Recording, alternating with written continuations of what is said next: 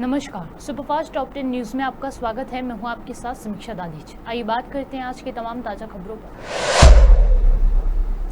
Karnataka BJP MLC सीटी रवि ने कहा कि सब जानते हैं कि कोर्ट का फैसला आने के बाद ही सीएम सिद्धारमैया को इस्तीफा देना पड़ेगा। जो भी लोग यानी कि सीएम बनने के इच्छुक हैं वे सोच समझ कर बयान दे रहे हैं। हम भ्रष्टाचार के कारण उनके इस्तीफे की मांग कर रहे हैं।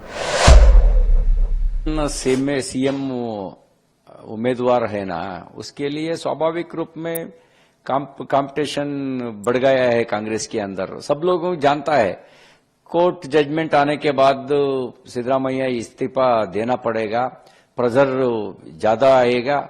उसके लिए पहले हम सीट रिजर्व करना, हर आकांक्षी लोग सोच करके स्टेटमेंट दे रहा है। अब उनको रोक लगाने की कोशिश हो रही है। करप्शन रोकना, पहले करप्शन रोकेगा तो वो मुद्दा नहीं आता था। करप्शन के वजह से इस्तीफा मांग रहे हैं ना हम लोग। करप्शन रोक लिया तो सब कर चुके हैं। हाँ, सब ऐसा नहीं होता था। सर, एक कमेटी फॉर्म किए हैं जो अलेज्ड स्कैम है वो सारे इन्वेस्टिगेशन करने के लिए। उसके परमेश्वर जो होम मिनिस्टर उन्होंने लीड करेंगे इस कमेटी को। कांग्रेस करप्शन के बारे में उस कमेटी का रोल क्या है? बेंगलुरु में हर स्क्वायर फीट को 100 रुपये रुश्वत देना पड़ेगा। कहा जाता है पैसा, कहा जाता है प्लान सैंक्शन करने के लिए हर स्क्वायर फीट को 100 रुपये देना पड़ेगा। जांच करो पहले। और हर पोस्ट को रेट फिक्स किया है, कितना देना। वो दिनेश कुमार को सस्पेंड किया है ना, उन्हें 10 करोड़ दिया है मैसूर कमिश्नर बनने के लिए, 10 करोड़। उसके लिए जांच करो। एक डीसीपी के लिए कितना देना पड़ता है मालूम है क्या?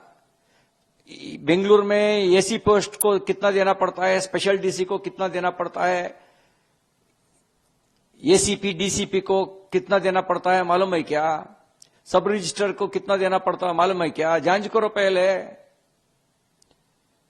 जांच करो। जांच हुआ है ना केम्पण्णा अर्कावती स्कैम के बारे में, केम्पण्णा जस्टिस केम्पण्णा कमेटी, उसको फेस करो, एक्शन करो। वो जांच करके रिपोर्ट दिया है केम्पण्णा। अर्कावती में लगभग 8,000 करोड़ रुपए लूट लिया है, ऐसा उन्हें रिपोर्ट में बताया है। रिपोर्ट फेस करो, फेस करके केस रजिस्टर करो, क्रिमिनल केस रजिस्टर करो। कौन कौन करप्ट लोग हैं उसको अंदर भेजो। अभी तक किया नहीं। आपको लगता है संजौली मस्जिद मामले पर हिमाचल प्रदेश विधानसभा में नेता प्रतिपक्ष जयराम ठाकुर ने कहा कि हमने अपील की है कि शांति प्रिय ढंग से अपनी बात को रखें और सुनिश्चित करें कि कहीं भी कोई घटना न घटे। लेकिन जिस तरह से कांग्रेस की सरकार ने BNSS 163 लगाई है तो मैं समझ सकता हूं कि वो बिल्कुल लोगों की भावनाओं को दबाने का प्रयास है।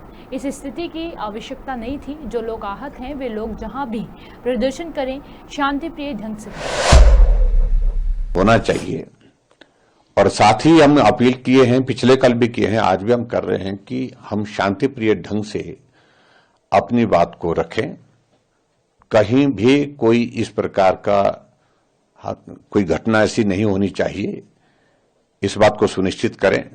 लेकिन जिस तरह से कांग्रेस की सरकार ने जो 163 BNSS का जिक्र करते हुए लगा दी, मैं समझता हूं कि वो बिल्कुल इस तरह से कि लोगों की भावनाओं को दबाने का प्रयास है।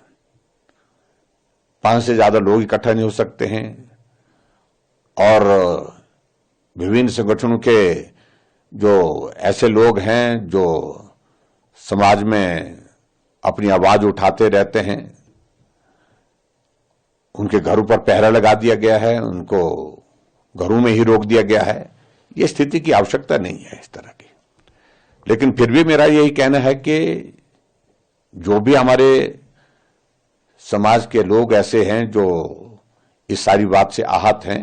प्रदर्शन जहां भी करें शांतिप्रिय ढंग से करें, कानून का उल्लंघन ना करें। और सरकार से मेरा इस बात के लिए विशेष तौर से आग्रह है कि अगर अनऑथराइज कंस्ट्रक्शन है तो निश्चित रूप से प्रयास करिए कि इस काम का इस समस्या का समाधान जल्दी से हो सके। और जिस तरह से सरकार दबाव डाल करके कोशिश करने की फिराक में लग रही है, इस सारे मामले को रफा दफा करने की कोशिश कर रही है, वो उचित नहीं होगा। क्योंकि जिस तरह से मैं देख रहा था कि सरकार का जवाब है कि अनऑथराइज्ड कंस्ट्रक्शन हिमाचल प्रदेश में हजारों स्थानों पर हुई है। अगर हजारों स्थानों पर हुई है तो वो एक इंडिविजुअल मसला हो सकता है, लेकिन उसके बावजूद ये मामला अलग तरह का है जिसमें लोगों की भावनाएं जुड़ी हैं, जन भावनाएं जुड़ी हैं, और इस मामले को उन सारे मामलों के साथ जोड़ना उचित नहीं होगा। यही मेरा कहना है। अगले माह की 5 तारीख के लिए तो जो केस है वो निश्चित हुआ है, डेट फिक्स हुई है, तो क्या आप स्पीडी डिमांड करते हैं इस केस को? निश्चित रूप से हम इस बात के लिए कह रहे हैं कि इसको लंबा करने के लिए जो प्रयास कर रहे हैं और वो उचित नहीं होगा। इसलिए जल्दी से जल्दी समस्या का समाधान करने की दृष्टि से सरकार को कदम उठाना चाहिए। हमने विधानसभा के अंदर भी सारे मामले को लेकर के बोला। भाजपा नेता अनुराग सिंह ठाकुर ने कहा कि जिन 3 परिवारों में जम्मू कश्मीर को लूटा, आज उनके उम्मीदवार हारते दिख रहे हैं। उमर जी आज 2 सीटों से चुनाव लड़ रहे हैं। ये साफ दिखता है कि नेशनल कॉन्फ्रेंस और कांग्रेस ये उस दिशा में जा रहे हैं जहां पर पथराव, नशे बेचने वाले, अलगाववादी और आतंकवादी सोच वाले लोगों को जेलों से छोड़ने की बात कह रहे थे। जिन 3 परिवारों ने जम्मू कश्मीर को एक तरह से लूटा और सब सुख साधन अपने लिए किए, आज उनके उम्मीदवार हारते दिख रहे हैं। उमर जी पहले कहते थे मैं एक भी विधानसभा नहीं लड़ूंगा, अब 2-2 सीटों से उमर अब्दुल्ला जी लड़ रहे हैं और दोनों पे ही हालत खस्ता है। कभी उनको अफजल गुरु याद आते हैं, कभी कोई और याद आता है। ये साफ दिखता है कि आखिरकार नेशनल कॉन्फ्रेंस और कांग्रेस ये उस दिशा में जा रही जहां पर पथरावबाजी करने वाले, नशे बेचने वाले, अलगाववादी और आतंकवादी सोच वाले लोगों को जेलों से छोड़ने की ये बात कर रहे हैं कि हम पीएस से हटा देंगे और इन सबको जेलों से बाहर निकाल देंगे।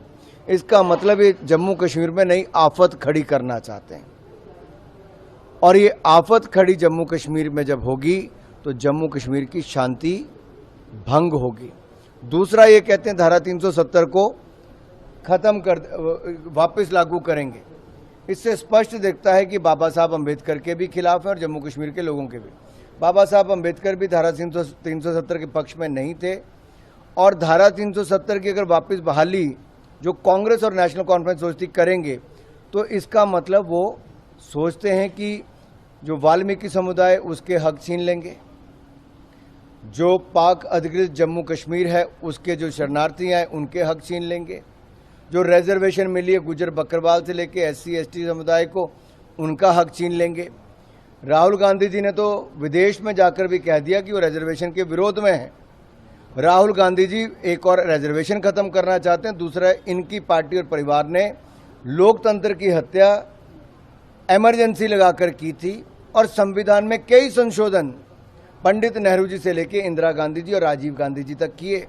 ये स्पष्ट दिखता है कि ये लोग संविधान निर्माता बाबा साहब अंबेडकर के भी खिलाफ थे, ये रिजर्वेशन के भी खिलाफ हैं और अब जम्मू कश्मीर के लोगों का रिजर्वेशन का हक भी छीनना चाहते हैं। लोकसभा में विपक्ष के नेता राहुल गांधी के बयान पर जदयू नेता नीरज कुमार ने कहा कि ये देश का दुर्भाग्य है कि राष्ट्रीय राजनीति में आपस में प्रतिस्पर्धा रही है, लेकिन हमारी परंपरा रही है कि देश के मुद्दों को हम विदेश में नहीं उठाते रहे हैं। लेकिन ये नए दौर है, तो नए दौर में अपनी दल की नीतियां, सरकार की आलोचना हम समझते हैं कि प्रतिपक्ष के नेता राहुल गांधी को 99% सीटें आई हैं, तो वे 99% के चक्कर में पकड़कर देश की राष्ट्रीय परंपरा का अपमान कर रहे हैं। अमेरिका में है, उन्होंने कल वहां कहा कि नॉन फंक्शनिंग डेमोक्रेसी के कारण मुझे देश में भारत जोड़ो यात्रा निकालनी पड़ी। जिस तरीके से देश में मोदी सरकार है और लगातार मोदी सरकार के खिलाफ भी देश में बोल रहे हैं। देखिए, यह देश का दुर्भाग्य है कि राष्ट्रीय राजनीति में आपस में प्रतिस्पर्धा रही है, लेकिन हमारी परंपरा रही है कि देश के मुद्दों को हम विदेश में नहीं उठाते रहे। लेकिन ये तो नया दौर है। नए दौर में अपने दल की नीतियां, सरकार की आलोचना, हम समझते कि प्रतिपक्ष के नेता हम माननीय राहुल गांधी जी 99 सीट आपको आया है, तो 99 के घनचक्कर में पड़ करके देश की राष्ट्रीय परंपरा का अपमान करने से बचें। प्रधानमंत्री नरेंद्र मोदी ने कहा कि भारत स्वच्छ और हरित गृह बनाने के लिए प्रतिबद्ध है। हम हरित ऊर्जा पर अपनी पेरिस प्रतिबद्धताओं को पूरा करने वाले G20 देशों में से पहले थे। ये प्रतिबद्धताएं 2030 के लक्ष्य से 9 साल पहले ही पूरी कर ली गई। पिछले 10 वर्षों में भारत की स्थापित गैर जीवाश्म ईंधन क्षमता में लगभग 300% की वृद्धि हुई है। पिछले 10 वर्षों में भारत की सौर ऊर्जा क्षमता 3000% से अधिक बढ़ी है। हिमाचल प्रदेश के मुख्यमंत्री सुखविंदर सिंह सुक्खू ने प्रेस कॉन्फ्रेंस करते हुए कहा कि इतिहास में पहली बार ऐसा हुआ है कि मानसून सत्र सबसे लंबा चला है। विपक्ष की मांग पर एक दिन और बढ़ाया है। मुझे लगता है कि विपक्ष गंभीर नहीं है। विपक्ष को गंभीर होना चाहिए। वित्तीय कुप्रबंधन पर चर्चा वो लाना चाहिए। चर्चा हुई, बातचीत हुई। जब पूर्व मुख्यमंत्री जयराम ठाकुर बोल रहे थे तब विपक्ष के 7-8 लोग ही बैठे थे। उनका समर्थन करने वाले भी पूरे लोग नहीं थे। जिस प्रकार का वित्तीय कुप्रबंधन उनकी सरकार में हुआ है, हमने वो बताया। जिस राज्य में 2017-18 में राजस्व घाटा अनुदान 11-10 हजार तक मिलती रही, उस राज्य में अगले साल हमें राजस्व घाटा अनुदान 3000 मिलने वाली है। हाल ही में मणिपुर में हुए ड्रोन हमलों के बाद राज्य में शांति बहाली को लेकर लोग लगातार प्रदर्शन कर रहे हैं। प्रदर्शन को देखते हुए राजधानी इंफाल समेत 3 जिलों में अनिश्चितकालीन कर्फ्यू के साथ इंटरनेट सेवाओं को बंद कर दी गई है। राज्य में लगातार हो रहे विरोध प्रदर्शन के बीच भारतीय जनता पार्टी की तरफ से बयान सामने आया है। भारतीय जनता पार्टी के नेता रविशंकर प्रसाद ने एक प्रेस वार्ता में कहा कि हम सब मणिपुर में शांति चाहते हैं। मणिपुर में बिगड़ते हालातों के बीच संयुक्त सुरक्षा बलों ने हिंसक प्रभावित क्षेत्रों में फ्लैग मार्च निकाला। जम्मू कश्मीर में विधानसभा चुनाव होने वाले हैं, जिसके लिए 3 चरणों में मतदान होना है। राजनीतिक पार्टियों की तैयारी भी लगभग अपने अंतिम चरण पर है। ऐसे में सबने कमर कस ली है। लेकिन इस चुनाव से पहले दिल्ली की पटियाला हाउस कोर्ट ने टेरर फंडिंग के आरोपी इंजीनियर राशिद को जमानत दे दी है। वे इस समय सांसद भी हैं। कोर्ट ने इंजीनियर राशिद को चुनाव प्रचार करने के लिए जमानत दी है और जमानत की तारीख 2 अक्टूबर को खत्म होगी। हालांकि कोर्ट ने नियमित जमानत याचिका के मामले में उनकी याचिका पर फैसला सुरक्षित रखा है। हरियाणा विधानसभा चुनाव के लिए भारतीय जनता पार्टी की दूसरी लिस्ट जारी हो चुकी है। इस लिस्ट में 21 उम्मीदवारों के नाम के साथ भाजपा ने राज्य में अब तक 88 सीटों पर प्रत्याशी के नाम फाइनल कर दिए हैं। इस लिस्ट में बीजेपी ने 7 मौजूदा विधायकों के टिकट काट दिए हैं। लेकिन खास बात यह है कि बीजेपी की दूसरी लिस्ट में जारी हुए 21 नामों में पार्टी ने 2 मुस्लिम उम्मीदवारों को भी टिकट दिया है। ये 2 नाम हैं नसीम अहमद और एजाज खान। नसीम अहमद को फिरोजपुर जेका से उम्मीदवार बनाया है, तो वहीं उन्हाना से एजाज खान पर भरोसा जताया गया है। ये 2 सीटें राज्य के मुस्लिम बहुल इलाके मेवात में हैं। हालांकि मेवात में एक और सीट नूह को मुस्लिम बहुल सीट माना जाता है, जहां से भारतीय जनता पार्टी ने संजय सिंह को उम्मीदवार बनाया है। सुल्तानपुर के मंगेश यादव मामले पर विवाद थमने का नाम नहीं ले रहा। योगी सरकार समेत यूपी एसटीएफ सवालों के घेरे में है और मंगेश का परिवार मंगेश के लिए न्याय की गुहार लगा रहा है। इससे जुड़ी एक तस्वीर भी सोशल मीडिया पर लगातार फैल रही है। तस्वीर घटना स्थल की है, जिसमें एसटीएफ के पुलिसकर्मी शामिल हैं। चप्पलों में घटना स्थल पर मौजूदा एसटीएफ के सीईओ धर्मेश कुमार शाही की पत्नी की अब चर्चा होने लगी है। जी हां, डीके शाही, जिनकी पत्नी रितु शाही हैं, वो बीजेपी की नेता हैं और इस समय उत्तर प्रदेश महिला आयोग की सदस्य के तौर पर काम कर रही है। सुपरफास्ट टॉप 10 न्यूज में आज के लिए सिर्फ इतना ही। देश और विदेश की तमाम बड़ी खबरों से जुड़े रहने के लिए देखते रहिए पॉपुलर टीवी। धन्यवाद।